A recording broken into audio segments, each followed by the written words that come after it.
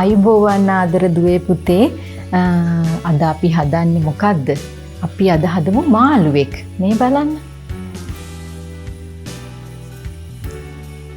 මාළුවෙක්ගේ මූලික හැඩය නේද? ඔව් මාළුව හදනත් ගොඩක් ක්‍රම තියෙනවා.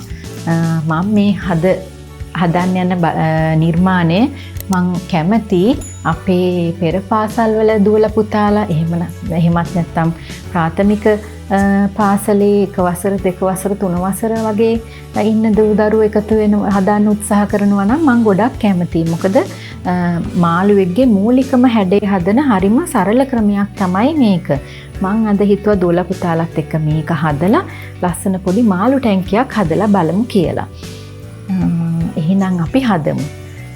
මේකට හොඳයි තනි පාට නැතුව මාළුවන්ගේ විවිධ පාට තියෙන පොඩි සිල්ලක් මෝස්තරයක් තියෙන විදිහේ කොලයක් අපි ගත්තොත් මාළුවා ලස්සනට හදා ගන්න පුළුවන්.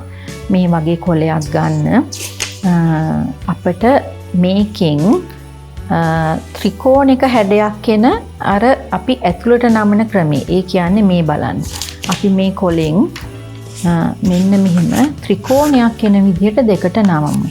ඔරිගමි හදනකොට හොඳ කල්පනාවෙන් ඉන්න ඕනේ. අපි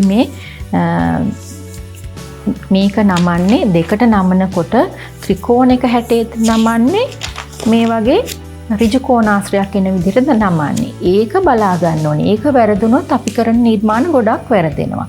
මොකද සමහර නිර්මාණ වලට අපි හතරස් කොට මේ ඍජු කෝණාශ්‍රයක් එන විදිහට නමනවා. සමහර ඒවට අපි ත්‍රිකෝණයක් එන විදිහට හදන්නේ. මූලික එක වැරදුනාම ඉතුරු ඔක්කොම වැරදෙනවා.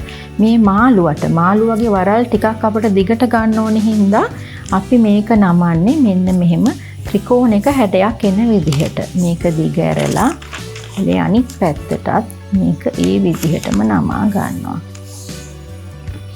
ඊට පස්සේ කොලේ අනිත් පැත්ත හරවලා ඔන්න දැන් ඍජු කෝණාශ්‍රාකාර හැඩෙන එන විදිහට දෙකට නමනවා. අනිත් පැත්තත් හරවලා කොලේ පැත්ත මාරු කරන්නේ නැතුව ඍජු කෝණාශ්‍රාකාර හැඩයක් එන විදිහට මෙහෙම නමනවා. ඊට පස්සේ මේක දිග ඇරලා අපේ කලින් අපි මාළුවගේ පිටතට පේන මෝස්තරේ තියෙන පැත්ත මෙහෙම හරව ගත්තම දුවලා පුතාලට පේනවා තරුවක හැඩයක් වගේ මේ කොලේ හැදිලා තියෙනවා. මෙතන අපි මේ පැත්තට ගත්තොත් මෙතන තියෙන්නේ එකතු කිරීමේ හැඩය එන මැනැවුමක්. අපි මේ පැත්තට ගත්තොත් උඩට තියෙන්නේ වැඩි කිරීම ලකුණ එන මෝස්තරයක්. අපි මේ වැඩි කිරීම ලකුණු එන කොටසෙන් මෙන්න මෙහෙම අල්ලලා මෙන්න මෙහෙම තද කරනවා මේ දෙපැත්ත ඇතුළට යන්නේ නැති වෙන්න. මේ බලන්න. එතකොට ඔක්කොම එකතු වෙලා අපිට අර ලොකු හතරස් කොලෙන් කුඩා ත්‍රිකෝණ 4ක් හැදෙනවා. මේ වගේ 4ක් හැදෙනවා. ඔන්න දැන් මාළුවගේ මූණ කොටස අපි මෙතන හදාගෙන ඉවරයි. දැන් අපිට මාළුවගේ පිටිපස්සට තියෙන වරල් තමයි හදාගන්න ඉතුරු වෙලා තියෙන්නේ. අපි ඊට පස්සේ මේ මාළුවගේ මේ ඉස්සරහා කියලා ගත්තොත් මේ පිටිපස්ස කියලා හිතාගෙන පිටිපස්සේ වරල් දෙක හදමු. මෙතන එළියට එන කොළ දෙකක් තියෙනවා. එතනින් මේ උඩ කොලේ මේ මැද තියෙන රේඛාවෙන් සම්පූර්ණ මෙහෙම නෙමෙයි. එතකොට අපිට පිටිපස්සේ වරල පේන්නේ මෙහෙම මැදටත් නෙමෙයි. අපි මෙන්න මේ මැද රේඛාවට වැඩිය පොඩ්ඩක් පල්ලෙහාට එන විදිහට මෙන්න මෙහෙම නමා ගමු. මේ කෙළවරටම මේක නමා ගන්නවා. පොඩ්ඩක් මෙන්න මේ ධාරෙන් මේ කෙළවරක් එළියට එන විදිහට. එකක් නමා ගත්තම අපිට ලේසි අනිත් පැත්තත් මේ විදිහටම නමනවා. ඔන්න බලන්න මම මේක නමනකොට පොඩ්ඩක් මම නමලා වැඩි. හරියට නමනවා නම් මේ දෙකම එක ගානට එන විදිහට. එතකොට අපි මේක චුට්ටක් තව අඩු කරනවා. ඊට පස්සේ මේක මෙහෙම නමා ගන්නවා. ඔන්න දැන් නම් දෙක හරි ගානට ඇවිල්ලා තියෙනවා. එතකොට තමයි වරල් දෙක ලස්සන වෙන්නේ. දුවලා පුතාලත් හදලා බලන්න. එකක් දිග වැඩි වුණොත් එකට මේ දෙක එන්නේ නැත්තම් පොඩ්ඩක් ඒක හදලා ගන්න. ඊට පස්සේ මේ බලන්න අනිත් පැත්ත හරවලා අන්න අපේ මාළුවගේ හැඩේ ඇවිල්ලා තියෙනවා. මේ ලොකු මාළුවෙක්. මේ යාගේ උඩ වරල් දෙක, මේ යාගේ යට වරල් දෙක. ඉතින් අපි කැමති නම් අපිට මෙතනින් ඇහැක් ඇඳගෙන ලස්සන hina වෙන කටකුත් ඇඳ ගන්න පුළුවන්. දුවල පුතාලා අපේ DPKIDS චිත්‍රාන්දින වැඩසටහනත් බලනවානේ. අපේ සර් දවසක් කියලා දුන්නා මාළු ටැංකියක් අඳින හැටි. මතකද? අපි දැන් මාළු ටැංකියක් ඇඳලා මාළු ටැංකියේ මේ මාළු පීනන හැටන විදිහට අපි නිර්මාණයක් කරගමු. මගේ දුවල පුතාලා තරම් නම් මම දක්ෂ නැහැ චිත්‍ර අඳින්න. මම උත්සාහ කරන්නම්. අපි මේ වගේ අඳිමු.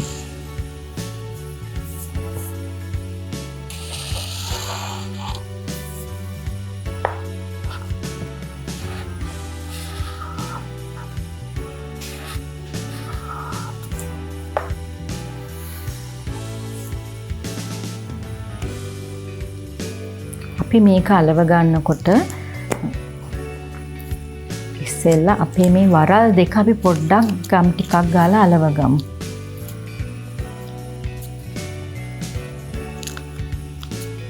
ඊට පස්සේ මේ මැද විතරක් ගම් ගාලා අපිට ඕනනම් පුළුවන් මෙහෙම ඇලෙව්වම මේක තව චුට්ටක් අර හැඩේ මාළු වගේ වරල් වල හැඩේ එන්න ඕනනම් කැමතිනම් මේ වගේ එක පැත්තක් පොඩි වෙනසක් කරගන්න උනත් පුළුවන්. තව එක්කෙනෙක් හදලා තියෙනවා මම මේ පොඩි කොලයකින්. ඒ කියන්නේ අපි මේ ලොකු මාළුව හැදුවේ සෙන්ටිමීටර් 15ක් දිග 15ක් පළල කොලයකින් නම් ඒක හතරට කපලා. ඒ කියන්නේ 5ක් දිග 5ක් පළල කොටුකින් තමයි මේ පොඩි මාළුව දෙන්න හදාගෙන තියෙන්නේ.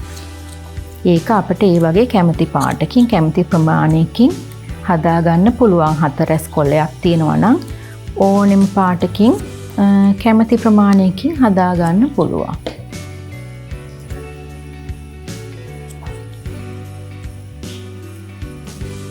මම දෙවනි මාළුවට දෙපැත්තටම මෙහෙම වරල් දෙකක් දානවා.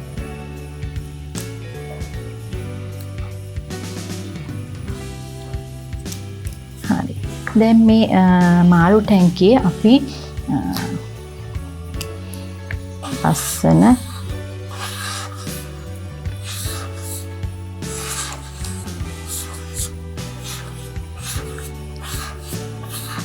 ගස් ටිකකුත් ඇඳ ගමු. ඒ වගේම මේ බලන්න මාළුවන්ගෙන්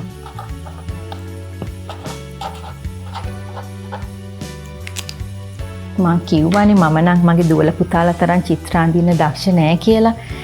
මම දන්නවා මගේ දුවල පුතාලා මීට වැඩිය ලස්සන මාළු ටැංකියක් අඳී අපේ සර් ඇඳා වගේම ලස්සන ටැංකියක් හදලා පාට පාටින් ලස්සන මාළු ගොඩක් ඇඳලා හදලා මේ වගේ අලවලා ලස්සනට මාළුත් ඇඳලා ලස්සන මාළු ටැංකියක් හදාගමු. මේ වගේ මාළුත් හදන ගොඩක් ක්‍රම තියෙනවා. එක එක මාළුවෝ කාෆ් මාළුවෝ ගෝල් ෆිෂ්ලා අන්න ඒ වගේ සමහර විට මෝදේ ඉන්න ෂාක් වේල් ඕන කෙනෙක් හදාගන්න විවිධ ක්‍රම තියෙනවා. අපිත් එක දිගටම ඉන්න අපි තවත් මාළු වර්ග ගොඩක් ඉදිරියට හදලා බලමු. එහෙනම් ආයුබෝවන්